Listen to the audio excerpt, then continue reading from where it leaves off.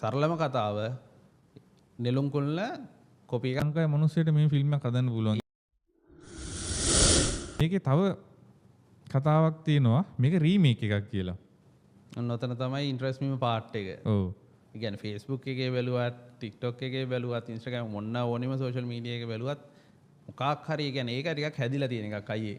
ඉතින් මිනිස්සු විශ්වාස කරන්නේ නැද්ද ලංකාවේ මිනිස්සුන්ට මේ ෆිල්ම් එකක් හදන්න පුළුවන් ඒක කියලා? තමයි කියන්නේ දැන් අර දැන් අපි 11 මාරේ ෂෝ ටයිම් එකක් විශ්වාස කරේ නැති වගේ ඕක අලුත් දෙයක්. එතකොට ඕක ගැන වෙනම කතා කරන්නේ සරලම කතාව නෙළුම් කුල්ල කොපි එකක් නෙමෙයි මේක නෙළුම් කුල්ල තමයි ඔරිජිනල් වර්ක් එක. ඊට පස්සේ තමයි මේකෙන් තමයි සරලව කිව්වොත් මේ මේකෙන් අර කියන්නේ මේක කොපි කරලා අරක් කරා වගේ කොපි කරගීම නෙමෙයි ඒකට කියන්නේ රීමේක් එකක් කියලා.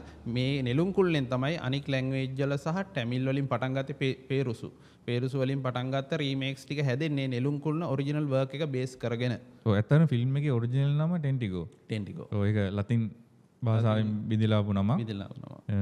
කුරුණ කෙලින් කියලාම තමයි කියවෙන්නේ. ඒ කියන්නේ මලාට විදියට මරුණාට පස්සේ කුරුණ කෙලින් වුණාට පස්සේ කියන්නේ ලතින් වලින් කියන්නේ ටෙන්ටිගෝ කියලා. ඔව් ඒක ඒක තියෙනවා නම් කමෙන්ට් එකක් දාන්න. එතකොට මේකේ මේ සිංහල ඒ කියන්නේ ලංකාවට ගැලපෙන්න කරපු අනුවර්තනය තමයි නෙළුම් කුළුණ කියන එක.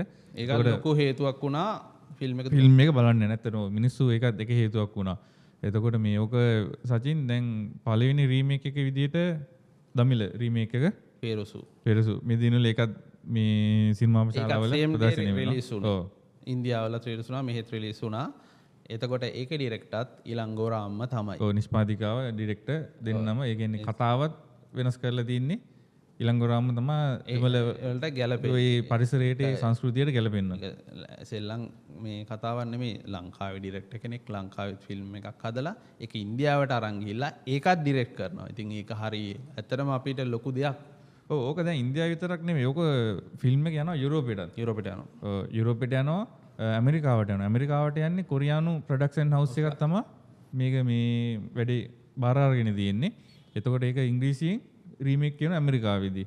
මම හිතන්නේ ලංකාවේ පළවෙනි වතාවට තමයි ලංකාවේ සිංහල සිනමා පටයක් ඇසුරෙන් වෙනත් රීමේක් ලෝකෙ පුරා නිෂ්පාදනය කරන ඉතාලියේ ප්‍රංශයේ බෙල්ජියමේ එතකොට ස්පාඤ්ඤේ ඔය රටවල් වල මේ වෙද්දී වැඩේ බාර අරගෙන තියෙන්නේ. ඒ කියන්නේ මේ රීමේක් අයිතීන් අරගෙන තියෙන රීමේක් කරන්න.